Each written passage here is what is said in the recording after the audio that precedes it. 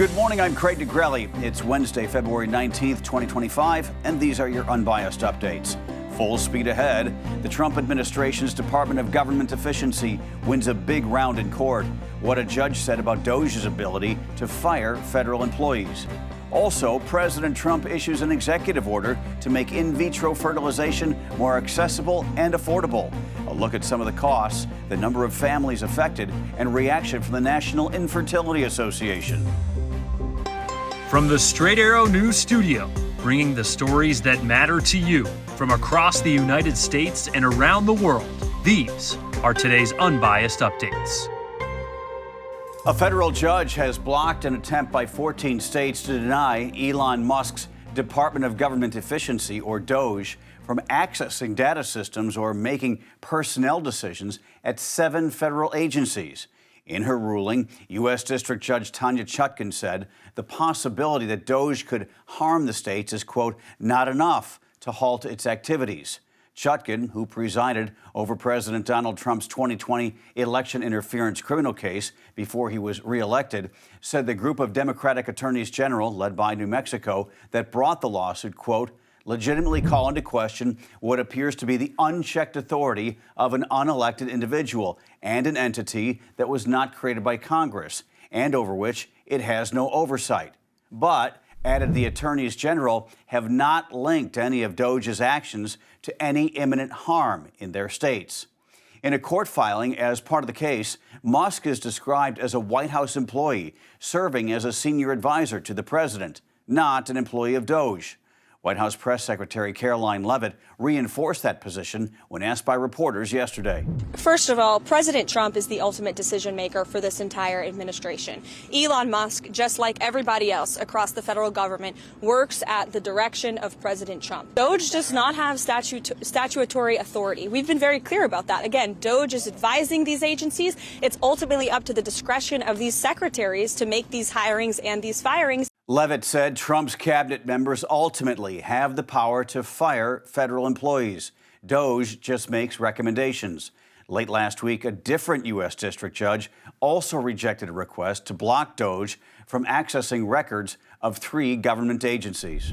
President Trump has signed another executive order aimed at following through on one of his campaign promises. The order calls on the Assistant to the President for Domestic Policy to give Trump a list of policy recommendations for protecting in vitro fertilization, or IVF, access and, quote, aggressively reducing out-of-pocket and health plan costs for IVF treatment within 90 days. Straight Arrow News reporter Lauren Taylor has a look at how this could impact thousands of American families. IVF is a series of medical procedures, including medications, surgeries, anesthesia, ultrasounds, blood tests, embryo storage, and transfer, which can help couples become pregnant after experiencing infertility. According to the executive action, about 1 in 7 families are unable to conceive, and the IVF process is expensive, ranging from $12,000 to about $25,000 per cycle, and it's not usually covered by health insurance. The first is an executive order relating to the affordability and availability of in vitro fertilization and other fertility treatments. These are treatments that have become unaffordable for many Americans, or have been unaffordable for many Americans. And the executive order is a directive to the Domestic Policy Council to examine ways to make IVF and other fertility treatments more affordable for more Americans. The president's order says the recommendations will focus on ensuring access to IVF treatments and how to make them more affordable. The order recognizes the importance of family formation and that our nation's public policy must make it easier for loving and longing mothers and fathers to have children, the order states. According to the U.S. Department of Health and Human Services, more than 85,000 babies were born via IVF in 2021. Republican Senator Katie Britt of Alabama, who has been at the forefront of championing access to IVF, celebrated the executive order, saying in a statement, IVF is fundamentally pro-family, helping aspiring parents across our nation start and grow their families. I couldn't be happier to see President Trump take this landmark step to expand access to this pathway to parenthood. On the other side, Democratic Senator Tammy Duckworth of Illinois, sponsor of the Right to IVF Act, which would provide a right to IVF, posted to X, Don't be fooled. Trump's executive order does nothing to expand access to IVF. But if he's actually serious about delivering on his campaign promise, he can prove it by calling on Republicans to back My Right to IVF Act. Otherwise, it's all just lip service from a known liar. At this time, it's unclear if Congress will need to pass legislation to fulfill Trump's IVF recommendations. That was our Lauren Taylor reporting. IVF became a big issue during the 2024 presidential campaign after the Alabama Supreme Court ruled frozen embryos are children, and those who destroy or damage them, including IVF providers, could be held liable for wrongful death. The state's Republican governor, Kay Ivey, later signed a bill giving civil and criminal immunity to providers and patients. As for this latest move by the president, Barbara Kalura, president and CEO of Resolve, the National Infertility Association, said the White House action looks extremely promising. Secretary of State Marco Rubio is in the United Arab Emirates today, continuing his tour of the Middle East after yesterday's meeting with Russian officials in Saudi Arabia, where they discussed ending the war in Ukraine. After that meeting, Rubio said the U.S. and Russia have agreed to not only start working toward ending the war, but also improving diplomatic and economic ties between the United States and Russia. Rubio told the Associated Press the two countries have agreed on 3 goals: restoring staffing at their respective embassies in Washington and Moscow, creating a high-level team to support Ukraine peace talks, and to explore closer relations and economic cooperation. Ukraine was not involved in the talks to end the war, and Ukrainian President Volodymyr Zelensky said his country would not accept any outcome from them because of that. He also postponed his own trip to Saudi Arabia, scheduled for today.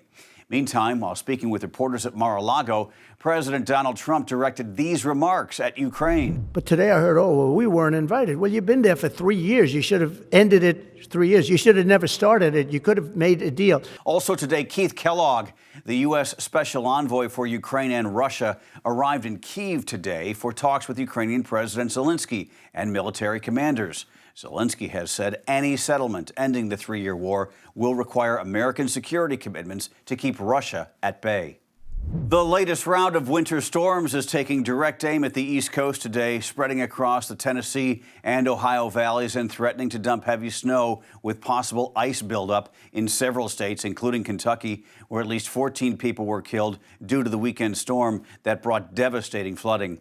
The National Weather Service says up to 10 inches of snow is possible along the Atlantic coast in Virginia, and significant ice accumulations are forecast in eastern North Carolina. National Weather Service meteorologists say the most bitter cold is still to come, with record frigid temperatures likely to hit parts of the country early tomorrow and Friday. This all comes on the heels of a polar vortex that took over from Montana to southern Texas yesterday. Later today, federal Judge Dale Ho is holding a hearing in New York over the move by President Trump's Justice Department to throw out the criminal case against New York City Mayor Eric Adams. This comes after New York Governor Kathy Hochul held a meeting in New York on Tuesday with other Democrats to discuss using her powers to remove Adams, a fellow Democrat. The governor then decided to wait to see what the federal judge decides before moving forward and possibly ousting him. 4 New York City deputy mayors resigned en masse on Monday in protest of Adams remaining in office.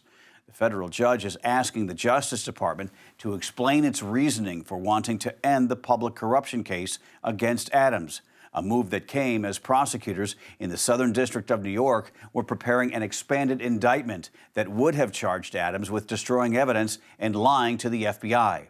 Supporters of the mayor believe he's being targeted because Adams is helping the Trump administration in its push to remove illegal immigrants from New York City. Finally this morning, a discovery more than 3,000 years in the making. Egyptian officials say that searchers have found the last of the tombs of ancient Egypt's 18th dynasty kings. A joint Egyptian-British archaeological mission discovered Thutmose II's tomb in the Mount of Thebes area west of Luxor and the renowned Valley of the Kings. The entrance and main passage into the tomb, which until now had been known only as tomb number C4, were discovered in 2022, and excavations have continued since then. The mummy of King Thutmose II was discovered at a different location during the 19th century. Experts say it was likely moved after being looted by tomb raiders. The discovery of Thutmose II's tomb marks the first royal Egyptian tomb to be discovered since King Tutankhamun's final resting place was found in 1922. How about that? Information you likely need to know if you're going on Jeopardy! Those are your unbiased updates for this Wednesday. We'll see you back here tomorrow. For all of us here at Straight Arrow News, I'm Craig DeGrelli. Have a great day.